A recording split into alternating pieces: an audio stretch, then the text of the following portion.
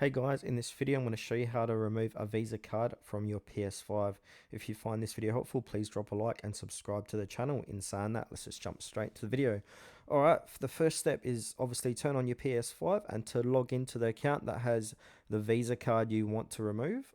And then from there, from the main menu, navigate to the settings option. It's the icon that looks like a gear in the top right hand corner. And then in the settings menu, scroll down and select users and accounts. Within the users and accounts menu, find and select account. Under the account section, select payment and subscriptions.